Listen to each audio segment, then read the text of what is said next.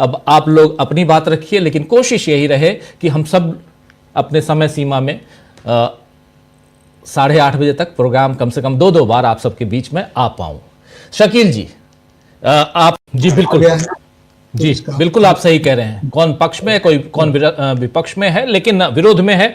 लेकिन बात यह है कि एक लंबा अरसा गुजर चुका है, 12वां साल नरेंद्र मोदी की सरकार का, सत्ता का, और कांग्रेस पार्टी धीरे धीरे आगे बढ़ रही है। 2024 में 240 सीटों पर भाजपा सिमट गई थी, लेकिन फिर भी सत्ता पर काबिज है आज की तारीख में। और उसके बाद जितने चुनाव हुए हैं उनमें से मैक्सिमम में जीत हुई, चाहे बिहार का चुनाव, महाराष्ट्र का चुनाव, हरियाणा का चुनाव, दिल्ली का चुनाव, इन सब चुनावों में भाजपा की जीत हुई है। अब आगे 5 राज्यों के चुनाव हैं। उससे पहले एक क्या वो डर भी है कांग्रेस पार्टी के अंदर कि अगर इसी ढंग से भाजपा जीतती रही तो फिर आगे अपनी पार्टी को बचाना मुश्किल होगा, कई लोग छोड़ के जाएंगे, ये भी है। तो ऐसी स्थिति में क्या ये पूरा जो एक ये जो आंदोलन का रूप लेता हुआ दिखाई दे रहा है, जिसमें ऑलरेडी जैसे प्रशांत जी, हमारे तमाम साथी, प्रेम कुमार जी पहले बोल चुके हैं कि ये कैसे वहां तक पहुंचा है एक आंदोलन के रूप में, ये पूरा मामला यानी वोट चोर गद्दी छोड़, क्या अब ये आने वाले समय में कांग्रेस पार्टी के लिए मील का पत्थर ये आंदोलन आज का होने जा रहा है? जिस चीज को, जिसकी शुरुआत बिहार में राहुल गांधी और तेजस्वी यादव ने की थी अपनी यात्रा निकालकर चुनाव से ठीक पहले, अब उसको क्या सही दिशा मिल आज से मिल गई है? जरा समझना चाहता हूं अमलेंदु जी।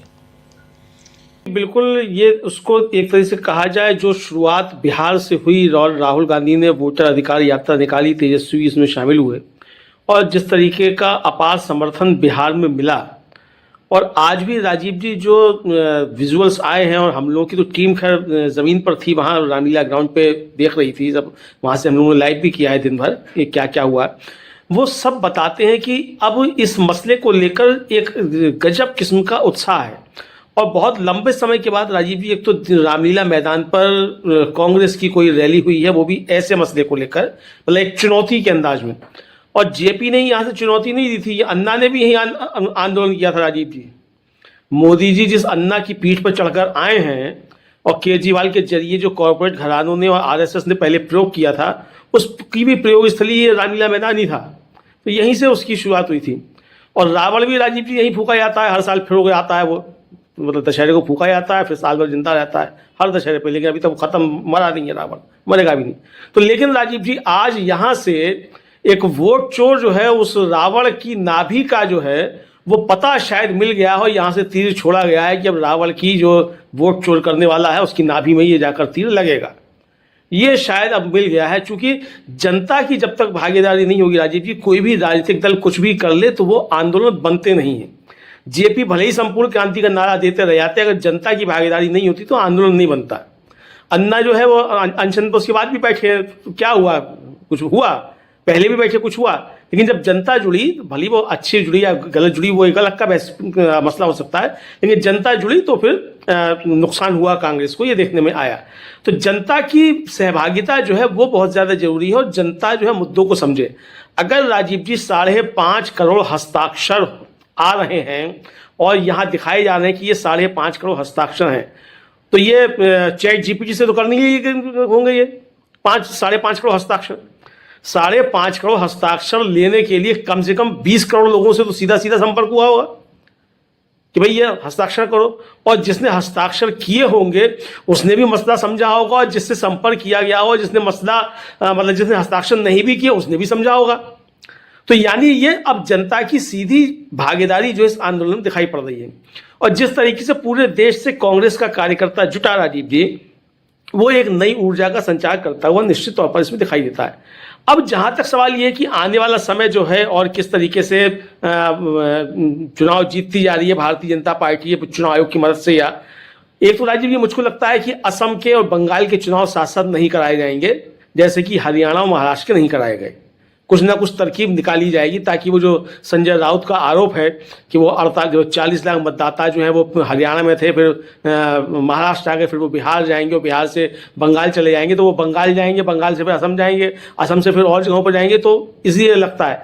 लेकिन इसके जरिए राजीव जी एक बात तो समझ में आ गई। आप देखिए राजीव जी, बिहार में आप लोग तो ज़मीन पे थे, मैं तो खड़ गया नहीं था, लेकिन आप लोगों ने भी देखा कि जमीन पे कोई लहर नहीं थी कि साहब भारतीय जनता पार्टी की सरकार जो लौट कर आ रही है। और चुनाव के बाद भी आप आम आदमी से बात कीजिए तो उसे भरोसा ही नहीं होता है कि ईमानदारी से चुनाव हुआ है और ये जीत कर आए हैं। तो यानी आम आदमी के अंदर तो ये भरोसा हो गया है कि ये भारतीय जनता पार्टी वोट चोरी से ही जीत कर आती है और नरेंद्र मोदी भी वोट चोरी से ही जीत कर प्रधानमंत्री बने हुए हैं। तो राजीव जी, ये भरोसा जो है जनता के अंदर, ये काफी ज्यादा मायने रखता है। और अगर चुनाव आयोग ने अपनी आदतें नहीं सुधारी, भारतीय जनता पार्टी के इसी तरीके से अनुषंगिक संगठन बनकर काम करना जारी रखा राजीव जी, तो देश के अंदर परिस्थितियां काफी कुछ बिगड़ भी सकती हैं। इसको ध्यान में रखना चाहिए, क्योंकि जनता को जब ये लगने लगेगा, एक कार्यक्रम एक था राजीव जी, हरी बुशरा जी ने उससे पूछा कार्यक्रम खत्म होने के बाद कि वो क्या है, मतलब इसको तो उसने कहा कि भाई कहा जा रहा है कि वो बूथ जो थे वो लूट लिए जाते थे। उसने कहा लूट लिए जाते थे, वो तो ठीक है, लूट लिए जाते थे बैलेट पेपर से जब होता था, मालूम तो था ना कि लूट लिया गया।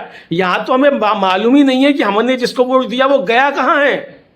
तो बूथ लूट तो रोक ली जाएगी, लेकिन ये जो हम वोट डालना ये कहाँ जाएगा। तो राजीव जी, ये एक मसला जो है, ये एक बात जो है वो आम नागरिक में अब पहुंचने लगी है कि बूथ लूट तो ठीक है, लूट को तो रास्ते हैं रोकने के। अरे आएंगे तो गोली चलेगी, कुछ होगा, हाथ तुड़ाई होगी, कुछ ना कुछ तो होगा, कोई तो रास्ता होगा उसको लूटने का। लेकिन ये जो बिना लूटे हुए बक्से के बक्से लूटे जा रहे हैं, ईवीएम मशीनों की मशीनें गायब हो जा रही हैं, तो इसको कैसे रोका जाए। असली समस्या तो ये है राजीव जी, मेरा वोट अगर कोई लूट के ले गया तो चलिए दिल में शांति है ना कि ये लूट के ले गया, बूथ लूट गया, लेकिन मुझे मालूम ही नहीं पड़ा और घर में सेंध लग गई और मैं ढूंढ रहा हूं कि मेरा वोट गया कहां, तो वो ज्यादा कष्ट आई है। जो लूट के ले गया वो तो मालूम है ना ये लूट के ले गया, मोदी जी लूट के ले गए या राहुल गांधी लूट के ले गए, वो मुझे मालूम है ना कि ये लूट के ले गए थे, लेकिन यहां तो मालूम ही नहीं पड़ रहा कि मैंने जिसको वोट दिया वो गया कहां। तो ये बड़ा मसला राजीव जी मुझे लगता है कि अब देश भर में बन रहा है और भारतीय जनता पार्टी और चुनाव आयोग दोनों को सुधर जाना चाहिए। लोकतंत्र से इतने ज्यादा खिलवाड़ अच्छे नहीं होते हैं, इसके दुष्परिणाम सामने आते हैं। ऐसा नहीं है कि मोदी जी जो है आजीवन प्रधानमंत्री बने रहेंगे, भुगतना पड़ सकता है, बहुत सारी चीजें हैं भारतीय जनता पार्टी को। और सबसे बड़ी मजबूरी राजीव जी ये है कि अगर ये बात जनता में नहीं जा रही होती और आज की रैली का कोई संदेश नहीं होता, तो जाने कहां से झाड़ पोछ के कोई कार्यकारी अध्यक्ष जो है वो भारतीय जनता पार्टी को आज ही बनाने की आवश्यकता नहीं पड़ती। झाड़ पोछ के मैं कह रहा हूं, भले ही वो नड्डा जी की को लेकर जो है अमित शाह जी में, मोदी जी में चल रही हो जैसी ये खबरें हैं, लेकिन ये इन खबरों के बीच भी अगर ये आज झाड़ पोछ के अध्यक्ष बनाना पड़ रहा है, कार्यकारी अध्यक्ष, तो भाई पहले भी तो बनाए जा सकते थे। तो ये आज बनाने की आवश्यकता क्यों पड़ रही, ताकि इसके जरिए आज जो संदेश है वो मीडिया के जरिए भी थोड़ी जो है सहायता ली जाए कि भाई देखिए नड्डा जी की जगह दूसरा अध्यक्ष मिल गया राजीव जी। अमलेंदु जी, क्लोजिंग कमेंट। देखिए तोप मुकाबिल हो, अखबार निकालो। हाँ बिल्कुल, जब तोप मुकाबिल हो तो अखबार निकालो, और अखबार भी राजीव जी कभी कभी तोप का काम किया करते थे। बहरहाल अब वो समय चला गया जब ना तोप रही ना अब राजीव जी वो अखबार रहे, तो तोपें भी अब कहाँ चलती हैं, अब तो ड्रोन आ गए हैं राजीव जी, तो सब कुछ मामला उल्टा सीधा हो गया है। लेकिन एक मिजाज जो है राजीव जी जनता का, वो वैसा ही है जो आज़ादी से पहले था और आज भी मिजाज वही है। तानाशाह को जनता ज़्यादा बर्दाश्त करती नहीं है, तो ये मिजाज अभी भी बना हुआ है राजीव जी। और आंदोलन जो है वो भारत की भूमि पे होते रहते हैं, भले ही रूस जैसी क्रांतियाँ ना हो या फ्रांस जैसी क्रांति ना हो, लेकिन जनता के आंदोलन यहाँ होते हैं। और चूंकि गांधी का बुद्ध का देश है, तो अहिंसक आंदोलन भी यहाँ होते हैं, और उनसे भी यहाँ जो है 100 साल की सत्ताएं गिरा दी जाती हैं। तो इसलिए जो लोग सोचते हैं कि साहब वो आ गए हैं, अंग्रेज़ों की जगह उन्होंने ले ली है और बहुत कुछ अंग्रेज़ों से सीखा है, तो जो कुछ आपने अंग्रेज़ों से सीखा है, आपने अत्याचार करना अंग्रेज़ों से सीखा होगा, लाठी चलाना, गोली चलाना आपने अंग्रेज़ों से सीखा होगा, आपने जनता का दमन करना अंग्रेज़ों से सीखा होगा, तो सबक फिर दूसरा भी ले लेते कि अंग्रेज जब यहाँ से गए थे तो कैसे गए थे, तो ये सबक भी ले लेना चाहिए। जनता को ज़्यादा ना सताइए, दबाव उतना ठीक होता है जितना सह लिया जाए, ज़्यादा दबाव जो होता है फिर वो प्रत्यावर्ती दबाव कहलाता है वो आ जाता है, यानी पलट के जवाब आता है। तो अब स्थिति राजीव जी वहां पहुंच रही है कि जनता